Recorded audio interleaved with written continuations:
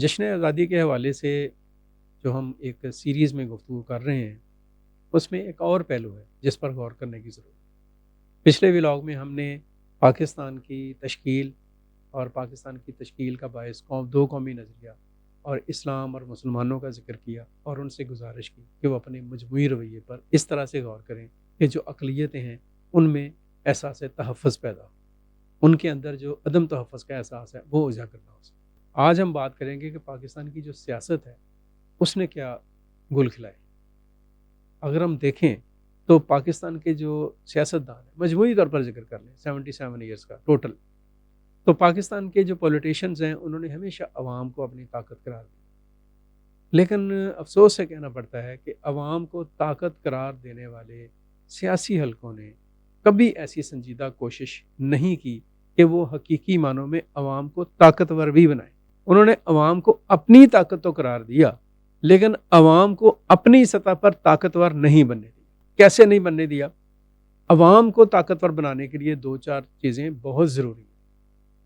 مثلا سب سے بنیادی بات یہ تھی کہ عوام کو انصاف ملے۔ یہ تبھی ممکن ہو سکتا تھا کہ ملک کے اندر نظام عدل جو ہے وہ مضبوط اور ٹھوس بنیادوں پر قائم کیا جائے، اور ہمارے سامنے ہے کہ ہمارا جو نظام عدل ہے اس کا کیا حشر ہوا، اور اب وہ نظام عدل جو ہے وہ کون سی شکل اختیار کر سکتا ہے۔ لمبی بات کرنے کی ضرورت نہیں ہے، ہر پاکستانی سمجھتا ہے، اور اس کا ایک لٹمس پیپر یہ بھی ہو سکتا ہے کہ آپ کسی بھی عام شہری سے پوچھ لیں کہ آپ عدالتوں میں انصاف کا جو نظام ہے اس سے کیا مطمئن ہے، تو اس کا جواب ہی آپ کو بتا دے گا کہ وہ کتنا مطمئن۔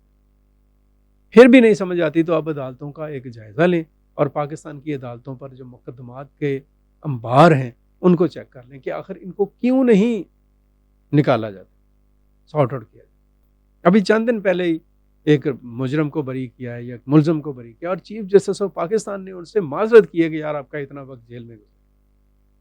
وہ 99 سے غالباً جیل میں تھا ایک قتل کے مقدمے۔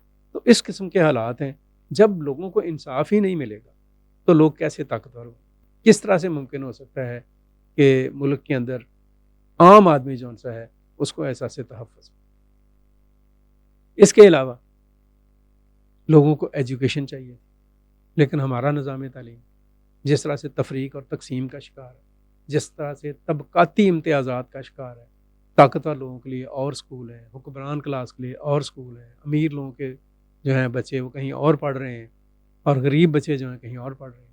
تو اس طریقے سے جو تعلیم ہمیں دی جا رہی ہے، پرائیویٹ ہے، کچھ مذہبی تعلیم ہے، کوئی سرکاری تعلیم ہے، اور اس طرح سے بندر بانٹ ہوئی ہے، اور اس طرح سے کھچڑی پکی ہوئی ہے کہ پاکستان میں جسے ہم کہتے ہیں نا ایجوکیشن، لٹریسی تو شاید ہو رہی ہے، پڑھائی لکھائی تو ہو رہی ہے، لیکن تعلیم نہیں مل رہی۔ اس وجہ سے بھی بہت سارے مسائل عام لوگوں کو درپیش۔ اس کے بعد آگے چلے جائیں، بنیادی حقوق کی بات کر لیں۔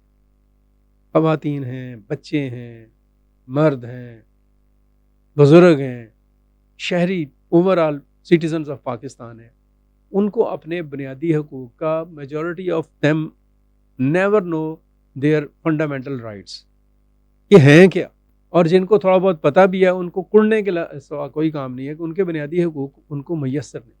پھر آپ ڈیموکریسی کی بات کر لیں۔ ڈیموکریسی کا ڈنڈورا ضرور پیٹا جاتا ہے، لیکن ڈیموکریٹک سوسائٹی کے لیے ہماری پولیٹیکل ایلیٹ کچھ نہیں کرتی۔ سیاسی نظام کی بات کر لیں۔ سیاسی نظام کو ویژنری بنانے کی بجائے ہم نے جذباتی بنا دیا، عجیب سی جذباتی ایک ہلچل ہے جو کہ اس کے اندر ڈال دی۔ تو یہ ساری زیادتیاں ہیں جو پاکستان کے عوام کے ساتھ کی جا رہی ہیں، جن کو ہر سیاستدان کہتا ہے کہ یہ میری طاقت ہے۔ یہ ان کی طاقت تو بن جاتے ہیں، لیکن ان کے اندر سے جو جہالت ہے، جو پسماندگی ہے، جو ناانصافی ہے، اور جو آپ کہہ لیں بنیادی حقوق سے محرومی ہے، اس کو ختم کرنے کا کوئی بھی سد باب سیاسی سطح پر نہیں کیا جاتا، نہ کوئی ایسی منصوبہ بندی کی۔ نتیجہ یہ ہے کہ پاکستان کے لوگ جو ان سے ہیں وہ بہت سارے مسائل کا شکار ہیں۔ لوگ طاقتور نہیں ہیں، لیکن لوگ سیاسی قوتوں کی طاقت کا باعث بن رہے ہیں، اور یہ جو فرق ہے جب تک اس کو ختم نہیں کیا جائے گا، پاکستان حقیقی معنوں میں ترقی کے راستے پر گامزن نہیں ہو سکتا۔